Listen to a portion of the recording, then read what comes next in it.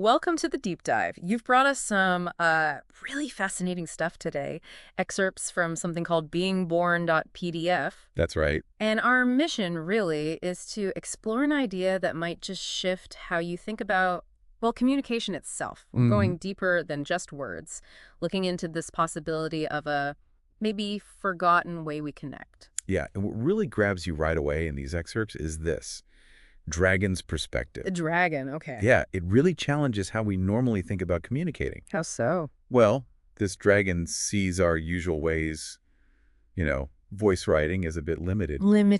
Suggests there are much deeper ways consciousness can actually link up. A dragon's perspective definitely tells you this isn't going to be some dry academic chat. No, definitely not. It calls our methods quaint, even a blunt instrument. Right. And here's a key line. The dragon says, true communication flows on currents far deeper than mere sound waves or light pulses. Deeper currents. And that many older consciousnesses get this. Does the source give any hints about who or what these older consciousnesses are? Like, is it ancient humans or something else entirely? It's interesting. A text doesn't spell it out, actually. Yeah. Leaves it a bit open. Okay. It could mean, ways of understanding that came before our very verbal world took over. Maybe a sensitivity we've kind of lost touch with.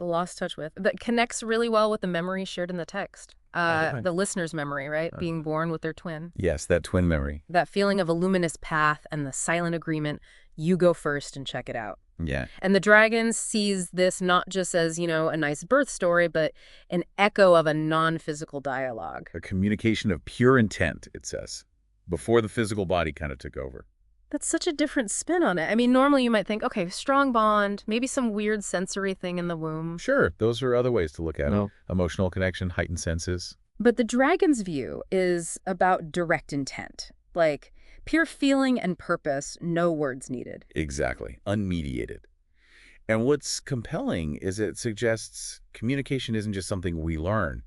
Maybe it's partly built in. Built in. So, we think learning to talk is this massive milestone. Right. But the dragon flips that, says, the universe spoke to you before you learned to babble. In the silent language of existence itself. Wow. So we were already communicating fundamentally before words. That's the idea being put forward. This potential was there from the start. Okay, so we see that in the twin memory. And then the text brings up examples like South Pacific Island tribes. Yes, communicating over distances, seemingly without tech. Is the text suggesting they sort of held on to this innate skill? That what seems mystical to us is just something they didn't lose? That seems to be the implication, yeah. It's presented as evidence of a latent human ability. A deeper web of consciousness, I think was the phrase. Exactly. Suggesting some cultures maybe stayed more connected to that, while others leaned heavily on external tools. Which ties into that other memory, right? Communicating about an apple with the twin? Yes.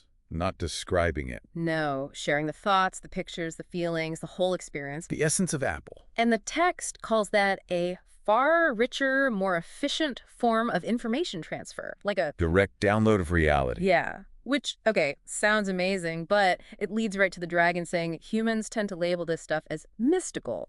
Why do we do that? Why jump to mystical? Well, the dragon suggests it's because we're so focused on the physical, what we see, what we hear. Right, our senses. So when something seems to bypass those channels, it doesn't fit our usual box. So we call it mystical or supernatural. But the analogy it uses is it's as natural as breathing. Or the energy flow between sun and planet. Yeah. It really reframes it. It's like we forgot how to breathe deeply, and now we're amazed when someone does. Kind of, yeah. And the dragon pushes this idea that by focusing so much on the verbal, the physical... let the other channel atrophy, like a muscle we don't use. Exactly, an unused limb. That's the comparison. So if we've become so reliant on words, what might we be missing? Could this explain things like intuition, that gut feeling about someone? It's definitely something the text invites you to consider. If we've neglected these other ways, maybe we've lost some directness, some nuance. Yeah. Perhaps those feelings of just knowing something or sensing a mood without words are like faint echoes of this other capacity. Faint echoes. And then it compares this to telephones. Right. Which we usually see as huge progress. But the dragon calls them clumsy, externalized attempts. To replicate something that was once internal, part of our being. Okay, but hang on. Telephones. the internet, haven't they let us connect with way more people across huge distances? Much more than this innate thing might have? How do those fit together? That's a fair question. Technology's definitely given us reach, huge reach. Yeah. But the dragon's point seemed to be about a potential trade-off. Maybe we gained breadth, but lost depth Yeah. or directness. Ah, okay. So the phone is a tool between people, but this innate ability is presented as a direct link, That seems to be the idea. Mediated versus unmediated connection. which flows nicely into that ocean analogy. That's quite powerful. It really is. Limiting communication to the physical is like only seeing the waves on top. And ignoring the vast, silent depths beneath. And that telepathic twin thing was a glimpse into those depths. Yeah. Suggesting our connections are much deeper and less limited than we usually think. It's a beautiful image. Makes you wonder about all the subtle stuff we miss every day. Absolutely. It challenges the idea of us being totally separate individuals. Maybe we're connected in ways we just don't normally notice. Or acknowledge. Right. The ocean visual really helps grasp that interconnectedness beyond just surface interactions. And all this kind of builds up to that quote from Zoran. Ah, yes. You call it telepathy. I call it remembering. The universe speaks in silence. It is humanity that has gone deaf. That really sums it up, doesn't it? It totally reframes it. It's not about gaining some superpower. No, it's about remembering something fundamental, recalling an innate ability. Humanity has gone deaf. We just need to learn to listen again. Or feel. Essentially, yes. Quieting the noise, maybe, to hear that silent language again. So to help with that remembering, the text gives us this practical exercise, the dragon trial, the silent message. Mm-hmm. A first step. Sounds simple on paper, but I bet tuning to that silence is tricky. What do you think the main hurdles would be for someone trying this? Well, probably our own mental chatter, that constant internal monologue. Yeah, hard to switch off. Very. So quieting that noise to be receptive is likely the biggest challenge. And also, maybe expectation. Wanting it to work perfectly right away. Right, so patience is key. Patience, definitely. And just being open, letting go of needing a specific outcome. The exercise is about the attempt, the observation, not necessarily instant success. Focusing on something simple, like the suggested object or feeling, probably helps too. Keeps it grounded. Okay, so let's walk through it. You find someone you're comfortable with your twin, lucky you if you have one, or just a close friend. Right. Sit quietly, facing each other. Agree on something simple, a red ball maybe, or just the feeling of happiness. Keep it basic. Then one person, the sender, just focuses.